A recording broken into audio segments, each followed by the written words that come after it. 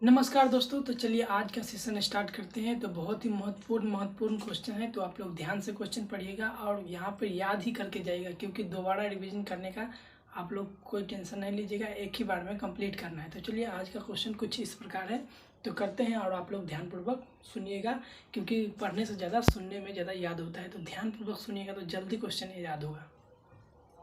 तो यहाँ पे पहला क्वेश्चन है कि हाइड्रोजन बम विकसित किया गया था। हाइड्रोजन बम किसके द्वारा विकसित किया गया था? तो ये यहाँ पे आंसर हो गया एडवर्ड टेलर। हाइड्रोजन बम आपका एग्जाम में पूछा है कि हाइड्रोजन बम किसके द्वारा विकसित किया गया था, तो एडवर्ड टेलर, इसका आंसर हो गया एडवर्ड टेलर। अब दूसरा क्वेश्चन यहाँ पे है कि मानव रक्त का पीएच मान कितना होता है, मतलब हमारे शरीर का जो रक्त है उसका पीएच मान कितना होता है। तो इसका सही आंसर हो जाएगा 7.4 हो जाएगा। कितना हो जाएगा? मानव रक्त का पीएच मान हो जाएगा 7.4 हो जाएगा।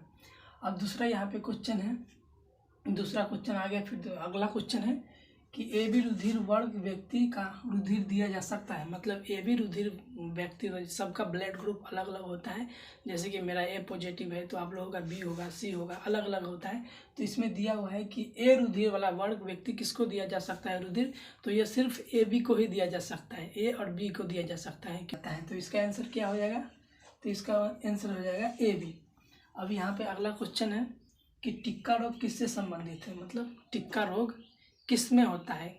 तो यहाँ पे है टिक्का रोग किस फल में पाया जाता है, तो ये हो गया मूंगफली में। मूंगफली में क्या पाया जाता है? टिक्का रोग। आप लोग कभी कभी खाते होंगे मूंगफली को, देखते होंगे कि वहाँ पे जब खाते हैं तो कभी कभी अंदर में जाता है मुंह में, तो अजीब सी कड़वाहट महसूस होता है। तो वही होता है, जो काला काला होता है वही टिक्का रोग होता है, जो कि मूंगफली में पाया जाता है। तो इसका सही सटीक आंसर क्या हो जाएगा? मूंगफली हो जाएगा। अब यहाँ पे अगला क्वेश्चन है कि विद्युत ऊर्जा को यांत्रिक ऊर्जा में बदला जाता है। विद्युत ऊर्जा को यांत्रिक ऊर्जा में बदला जा सकता है किसके द्वारा? तो यहाँ पे हो जाएगा विद्युत मोटर द्वारा। विद्युत ऊर्जा को बोल रहा है, यही अगर बोलेगा कि यांत्रिक ऊर्जा को विद्युत ऊर्जा में बदला जा सकता है, उसका क्या हो जाएगा? ये डायनेमो हो जाएगा। इसका अपोजिट होता है, बिल्कुल उल्टा होता है। कहेगा कि यांत्रिक ऊर्जा को विद्युत ऊर्जा में किसके द्वारा बदला जाता है, तो डायनेमो हो जाएगा। और विद्युत ऊर्जा को यांत्रिक में कहेगा तो विद्युत मोटर हो जाएगा। तो चलिए अगला क्वेश्चन की तरफ बढ़ते हैं। तो इसका हो जाएगा विद्युत मोटर हो जाएगा। अब यहाँ पे क्वेश्चन है विद्युत सौर ऊर्जा को विद्युत ऊर्जा में बदला जा सकता है। जैसे कि सौर ऊर्जा किसे कहते हैं? सौर, जैसे कि प्रकाश, ऊपर से जो रोशनी आता है, सूरज से जो प्रकाश आता है उसे सौर कहते हैं हम लोग। तो सौर ऊर्जा को विद्युत ऊर्जा में बदला जा सकता है, तो इसे क्या कहा जाता है? सोलर सेल कहा जाता है। जो सोलर सेल अभी लगा होता है, इलेक्ट्रिक के लिए लगाया जाता है, जो सूरज को अवशोषित करके जो प्रकाश हम लोगों को देते हैं या जनरेट। वही है कि सौर ऊर्जा को विद्युत ऊर्जा में बदला जा सकता है, तो किसके द्वारा बदला जा सकता है? तो सोलर सेल द्वारा। अब यहाँ पे अगला क्वेश्चन है कि टेलीफोन का आविष्कार किया गया था। टेलीफोन का आविष्कार किसने किया था? तो ग्राहम बेल ने किया था। टेलीफोन का आविष्कार किसने किया था? ग्राहम बेल ने किया था। अब अगला क्वेश्चन है कि रेफ्रिजरेटर का आविष्कार किसने किया था? सेफ्टी रेजर का आविष्कार किसने किया था? रेजर होता है, जो रेजर होता है उसका आविष्कार किसने किया था? तो जिलेट ने। इसका आंसर क्या हो गया? जिलेट ने किया था। अब अगला क्वेश्चन है कि जल को शुद्ध करने के लिए क्या मिलाया जाता है? जल में शुद्ध करने के लिए, जल को शुद्ध करने के लिए उसमें क्या मिलाया जाता है तब जाकर शुद्ध हो जाएगा जल?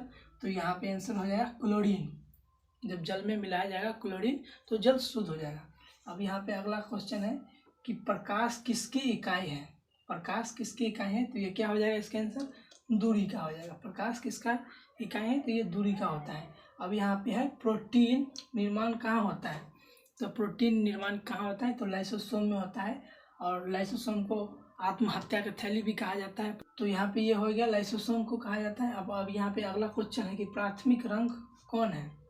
प्राथमिक रंग इसमें से पूछा गया है कि प्राथमिक रंग कौन है, तो इसमें हो जाएगा लाल, हरा और नीला हो जाएगा। प्राथमिक रंग आप लोगों को पूछेगा एग्जाम में कि प्राथमिक रंग कौन कौन है, तो आप लोग बताइएगा कि लाल, हरा, नीला।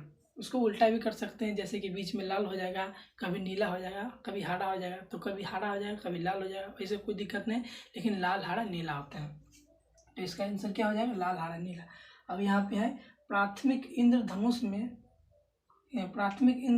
में अंदर और बाहर में कौन सा रंग होता है? तो जो प्राथमिक इंद्रधनुष जब बनता है, जब बारिश की टाइम होता है तो इंद्रधनुष जो बनता है उसमें अंदर और बाहर कौन सा रंग होता है? तो यहाँ पे सही आंसर हो जाएगा बैगनी और लाल होता है। देख लीजिए यहाँ पे बैगनी और लाल होता है, जो कि होता है उसमें बैगनी और लाल, अंदर का भी और बाहर का भी होता है, तो उसमें बैगनी और लाल हो जाएगा।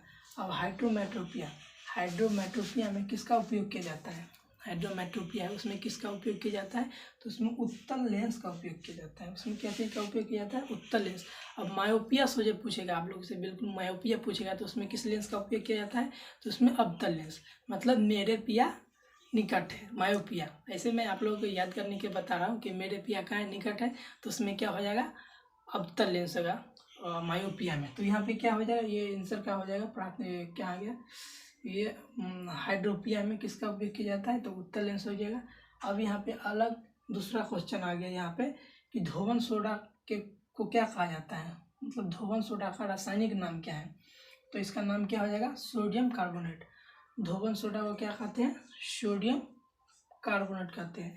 और एक खाने वाला सोडा होता है जिसे कहा जाता है सोडियम बाइकार्बोनेट कहा जाता है। एक धोवन सोडा होता है, एक खाने वाला सोडा होता है। तो सोडियम कार्बोनेट कहा जाता है खाने वाला सोडा को, और खाने वाला सोडा को सोडियम बाइकार्बोनेट कहा जाता है, और धोवन सोडा को सोडियम कार्बोनेट कहा जाता है। तो इसका सही आंसर हो जाएगा सोडियम कार्बोनेट। अब अगला क्वेश्चन है कि प्रकाश विद्युत चुंबकीय स्वरूप की खोज किसने किया था? प्रकाश विद्युत चुंबकीय स्वरूप की खोज किसने किया था? तो इसने यह होगा यंत्र है खोज, मतलब किसके द्वारा किया जाता है? तो यंत्र द्वारा किया जाता है। अब अगला क्वेश्चन है गुरुत्व आकर्षण का नियम किसने दिया था? गुरुत्व आकर्षण का नियम किसने दिया था? तो इसका सही आंसर हो जाएगा न्यूटन ने दिया था। गुरुत्वीय आकर्षण का नियम किसने दिया था? तो न्यूटन हो जाएगा। अब अगला क्वेश्चन है कि रेक्टिफायर उपयोग किया जाता है। रेक्टिफायर किसके कैसे उपयोग किया जाता है? तो उसमें होता है एसी को डीसी में बदला जाता है। जो करंट होता है ना, उसको एसी को डीसी में बदला जा सकता है। तो इसका आंसर हो जाएगा एसी को डीसी में। अब अगला क्वेश्चन है कि सोडियम को किस में डुबो कर रखा जाता है? सोडियम को किस में डुबो कर रखा जाता है?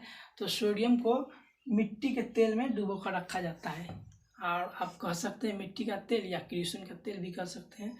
तो आप लोगों का यहाँ पे मैं जो इम्पोर्टेंट क्वेश्चन था मैंने करवा दिया। तो आप लोगों को यहाँ कुछ समझ में आ गया होगा। और यहाँ पर आप लोगों को, हमें पता है कि बहुत सारा क्वेश्चन कंठस्थ याद हो गया होगा, और एक दो बार आप लोग रिवीजिंग इसको कर लीजिएगा तो बहुत ही अच्छा तरह से याद हो जाएगा।